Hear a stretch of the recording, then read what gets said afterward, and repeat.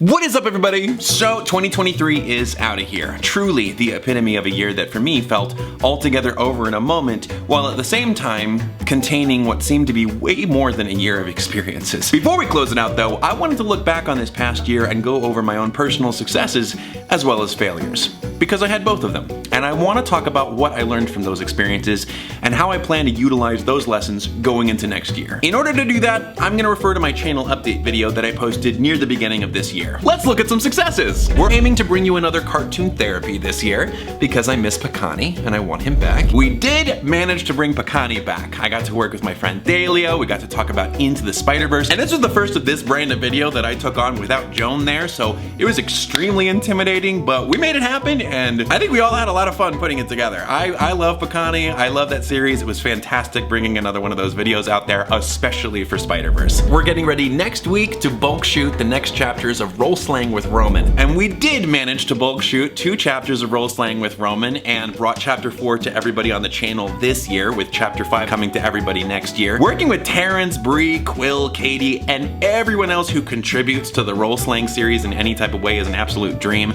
and I appreciate everybody who shows any sort of appreciation to our Dungeons & Dragons series. It means the frickin' world. And not only that, but we managed to debut Role Slang with Roman as a podcast in 2023, so that was a completely unexpected thing, and I'm really happy because it brought in a whole nother audience. I am also currently writing another completely original song. I not only finished writing that original song, I am now in the middle of producing it with my friend Joseph. We're gonna meet up at the beginning of January to finish it out, and then we're gonna create the video for it. I have never written an original song almost completely by myself before. The closest I've ever come was Rhythm Redux, and Joan always points to that and says, see, you pretty much made this. You can write songs, you dummy. And so yeah, that was a pretty big success for me. Now let's look at a failure. The risk of sounding overly ambitious again, my aim is to get parts 1 and 2 of the Sanderside season finale out to you all. Hey Thomas! What happened, buddy? I could go into the specifics of just this year alone, but I think I owe it to you all, as well as to myself, to look at the bigger picture as to what has been throwing the wrench into getting the season 2 finale of one of my largest series on my channel off the ground. I think I can boil the headline of it down to a sudden and complete lack of belief in myself and my abilities. By Thomas Sanders. Before we go further, I'll reiterate, I did learn things this year that helped me with this problem, big time, and give me hope for next year. The double-edged sword with making something cool is that a lot of people love it, and a lot of people love it. I've said this before, but the Sandersides video started off as something I only saw as a one-off video, to a series of videos that I was doing in my little corner of the internet, to a slightly larger series that I was doing with my friends in our little corner of the internet, to a seemingly much larger thing that a lot of people were invested in. And that is awesome, while at the same time being very overwhelming and scary. I love seeing people show support for these videos in whatever way, reacting to them, creating art and edits for them, cosplays for them, appreciating small moments. It's one of my most favorite and encouraging things when making these videos. But I learned how quickly and easily I internalized negative criticism if I happened to stumble upon it. Now, that is not to say that you can't write criticism about our writing. We are not perfect writers or video makers or anything, and we never will be. And people are allowed to write what they want about the things we make. Not to mention there's lots of fair criticism that can be helpful for a creator. But I was internalizing even criticisms about character choices, or negative feedback about what was wished to be contained in a certain video that we worked so hard on when we were trying to focus on something else. It was little things. It was stuff that just slowly but surely disheartened us over time, especially while working on the next video as we were writing, for fear of writing something that might let somebody else down in the next video. I think it affected me so much because I wasn't prepared for it. I didn't know that that was going to be my working process, but it's something that I'm continuing to learn how to adjust to, because, you know, I gotta. I never thought I would be working on something that would have so many people invested in it, and that is overwhelming in the most wonderful but also intimidating way. It's still something I'm figuring out. And again, everyone is and should be allowed to write what they want to. I don't want anyone getting mad at anyone writing criticism about the things we make. They have a right to. It is on me and anyone on the team who happens to stumble upon that stuff while looking through people's art and memes and edits. And while we were getting bogged down with that, quarantine happened, which slowed down all of our projects. And then Joan left. As so many of you know, Joan was my co-writer, and they are responsible for so much of what people love about the Sandersides. Their writing, whether serious or humorous, whether on topics light or heavy, was always thoughtful and magical. They're the reason Janice and Remus exist. They're responsible for so many of the songs, the inside jokes, the nicknames, the lessons. They made filming each character fun because it was always our aim to make each other laugh, and that fun was always reflected in our videos. I could not see myself doing the series without them. So when they left, I felt the overwhelming weight of the series like never before. Joan's reasons for leaving were absolutely valid. They needed it, and I am so happy for and love them. They worked hard to try and convince me of my worth and capacity to be able to carry on with the series without them. The months went on, and we finished working through Intrusive Thoughts, which was incredibly fun, but long and arduous, and should not have been labeled a Sanders Asides video, but we'll get to that. Trying to complete that huge-ass video led to a bit of a burnout on big projects, while at the same time we were working on the outline for the season finale, referring a lot to Joan's notes that they left with the team before they departed, because we really wanted to maintain a lot of Joan's vision for what they saw the season finale being. We also began working on the songs that I wanted featured in the season finale. 6 songs! No joke, there are 6 songs in the season finale. What was I thinking? Honestly, with the scope of the project being what it is, costume, song, set, location, and the like, I guess the other reason for this delay would be creative overambition. Gets us every time. We also, at the same time, managed to get Role Slaying with Roman off the ground, which was a breath of fresh air being a new series with no stakes. And I didn't even have to write for it. I just come in, play a game with one of my best friends, react to some gorgeous art made by talented artists, and improvise my way through a mysterious and thrillingly written fairy tale narrative. I was hooked! 2022 looks like it was a year of role slaying and experimenting with what I thought were trendy videos. Let's Plays, Taskmaster, the Wednesday dance. It was a ton of fun doing them, but I think I was doing my best to attempt videos that didn't have to rely on my writing. I was writing the season finale throughout 2022 and just despising everything that I was writing. I would spend whole days on a single interaction between 2 characters, and at the end of the day, hating it all together and wondering how Joan would have written it better, or wondering how it would fall short, possibly, in viewers' eyes. I just wasn't feeling the connection with these characters the way that I once did. It saddened me, and on top of that, I was feeling myself letting people down with every month passing that didn't have the season finale out, and it just discouraged me more. And that is not to say that there weren't a bunch of people out there on the interweb saying the exact opposite. Just like, take your time, you got this, we will wait as long as need be kind to yourself, drink water. You all are absolute freaking sweethearts. I love you so much. My internal dialogue was just a little bit louder. For the U2's Plushies video that I made last year, I decided to just have a go at making it a mini Sandersides episode. And for the first time in a while, I felt like I maybe had a handle on the characters again. But it was just a promotional video for the plushies, free from the need to expand upon the lore. Then, last October, I decided I really wanted to do a cover of Into the Unknown sung by Janice. I just saw a scene between him and Patton that I really wanted to make a reality, and even though we had 2 weeks to do it, I said, F it, we ball. And Quil and I made it a reality. And I'm very glad that we did. When it was all said and done, I got chills from the scene that I wrote to go with the cover, and I thought, hey now, that was pretty fun. And from there, I began trusting what I was writing for these characters a bit more. It was a very blissful month. And then I got hit with my skin condition. Most of you are aware, but for those who don't, at the end of 2022, I developed a skin condition that inevitably led to me losing most of my hair. I made a whole video about it. You can check it out and hear more of my thoughts about it there. It took what self-worth I had at that point and body slammed that sucker right into the ground. It just made doing tasks a lot harder because sometimes I would catch myself in the mirror or in the viewfinder of the camera and I would have to take a second to cry. Maybe a whole half an hour to cry.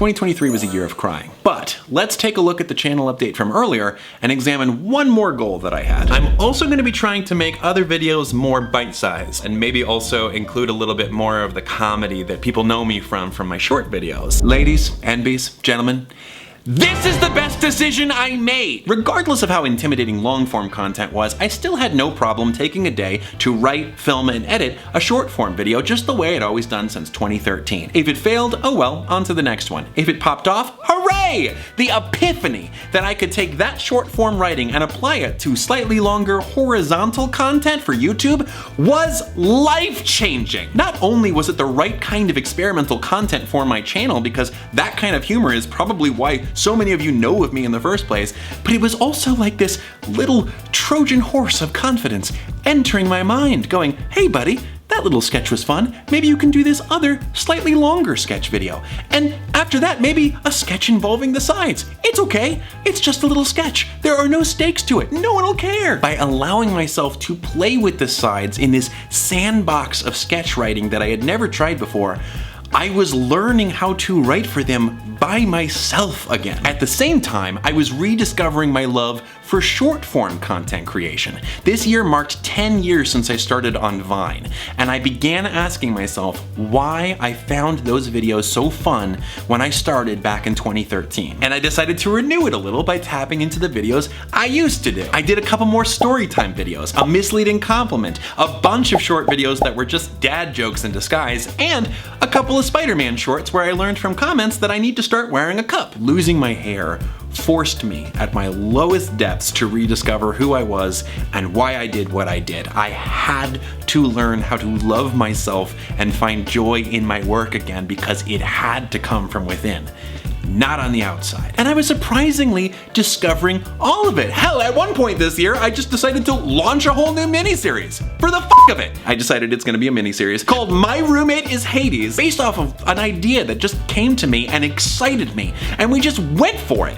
And I'm so glad we did. I don't think I would have even attempted that 3 years ago. At one point, I said, what the hell? Let's just reach out to some creators and see if they want to collaborate. And they did! I had been so down on myself for so long, it really did not occur to me that I'd have any chance at working with any of them. And it was a blast! I got back on stage in a full-fledged musical for the first time in 4 years in Sweeney Todd, and it did my heart good. All of this snowballed to the ultimate test of whether or not Stella got her figurative groove back, and that was the Secret Santa Sanders Asides video posted just last week. An idea born on a live stream I had with Patreon patrons 1 month prior. Again, I said, what the hey, let's do it.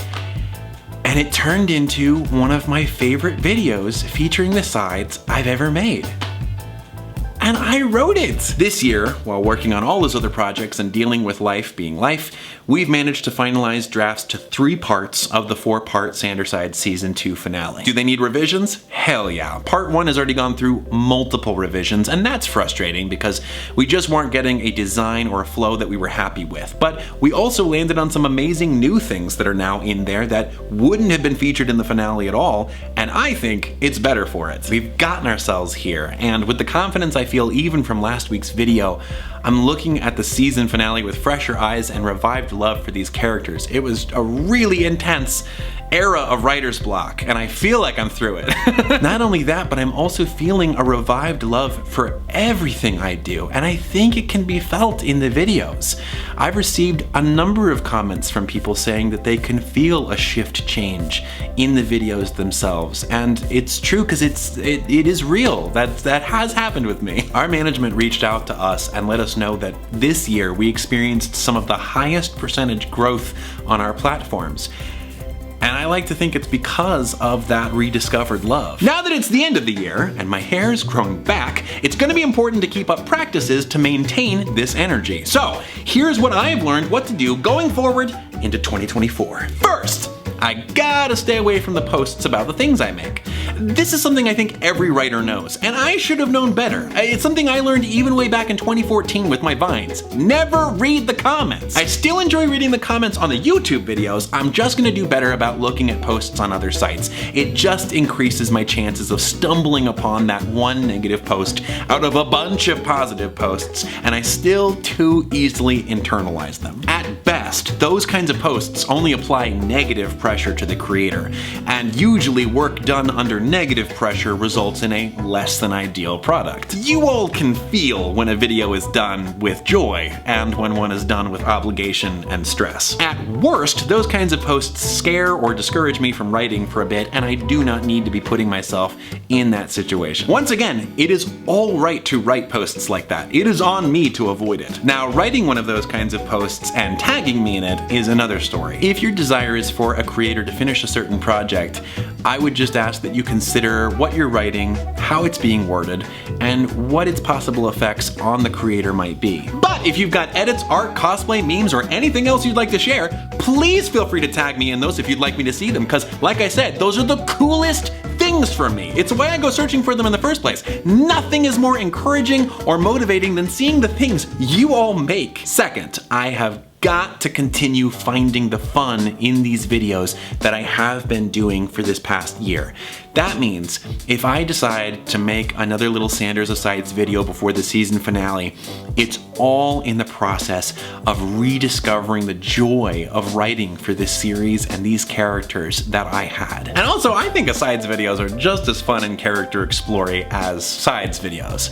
And for most of you, I know you enjoy them too. I just know some viewers are perplexed by their somewhat ambiguous placement on the timeline. It's true, Sanders Asides doesn't really focus heavily on the timeline. They're more for having fun with the characters, which is why Joan and I recently decided that Are There Healthy Distractions, Flirting with Social Anxiety, and Working Through Intrusive Thoughts should all be relabeled as Sanders Sides videos proper, because they all adhere to the timeline pretty well and introduce some pretty heavy plot and character development. Yes, in the Plushie, Inside Out, and Secret Santa videos, Thomas's apartment was all put back together, but the sides still acted like they had story-driven beef with each other. Perhaps character Thomas has found a brief respite from his depression without addressing his larger issues?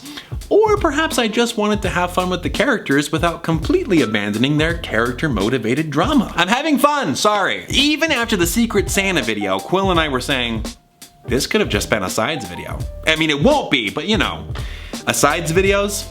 Just as up there with Sides videos. Just keep in mind that if I work on other sketch videos, Asides or otherwise, it's all sharpening my skills as a writer and allowing me to stretch my brain toes for a bit while I work on the season finale, to keep my spirits up. And lastly, my word of the year next year is going to have to be grace. When my dad read a recent tweet of mine recently about my lack of confidence in writing, he confronted me about it and told me that it came to him as a bit of a shock. He definitely didn't know I've been dealing with it for the past 3 years, because I haven't been talking with anyone about it.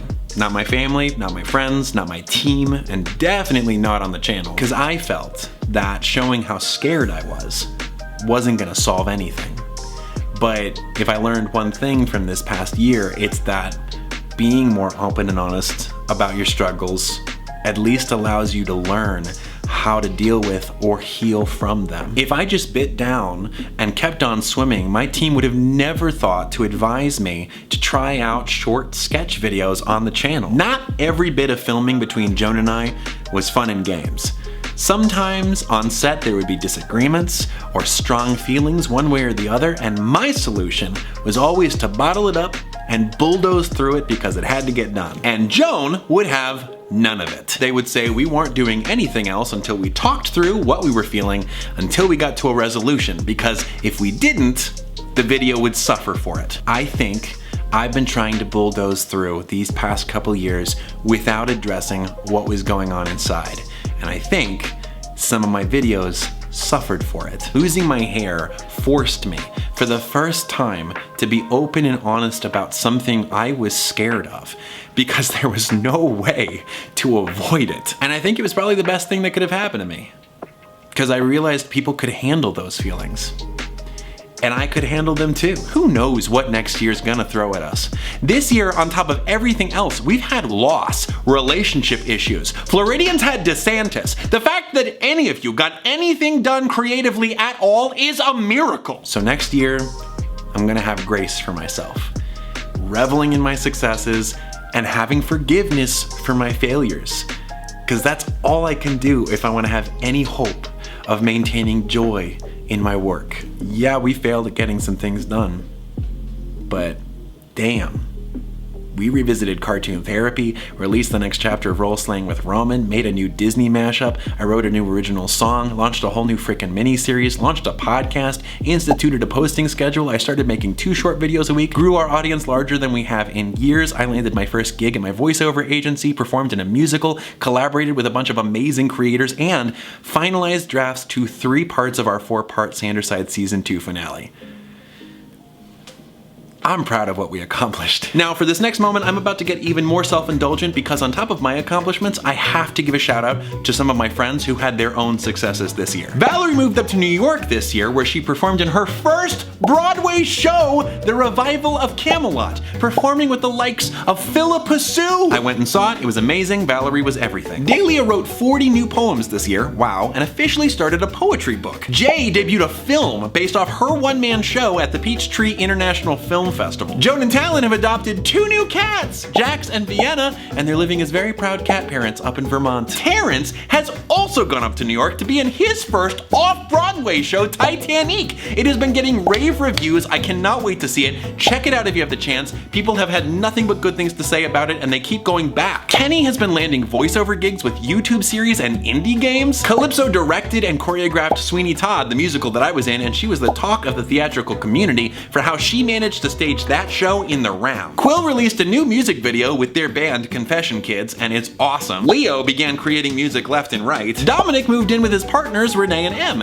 and also shot 3 goth music videos. Renee got a modeling gig in New York for Sally Beauty Supplies. Brittany survived another year of teaching preschool, and her daughter Mila remains one of the cutest kids in the world. And Joseph had one of his songs featured in a freaking movie! Dumb Money, starring Seth Rogen, Pete Davidson, Paul Dano, America Ferrera, and more. Check it out, it's about 16 minutes in when they introduce Anthony Ramos' character. That's freaking Joseph! I'm sure there's more. My friends are the freaking coolest, and I wish them even more success in the year ahead. In January, we're gonna go dark on the channel in order to bulk shoot videos and get ahead of things. And then, you know, we'll see what happens. But I'm excited. Here's to finalizing the season finale, as well as working on other projects that bring me joy. I hope you all get to celebrate your own successes from this past year. And grant yourselves grace for anything you may deem a failure. We're still amazing, and we're still capable of amazing things. Let's rock 2024 as best as we can. Until next time, take it easy guys, gals, and non-binary pals. Peace out.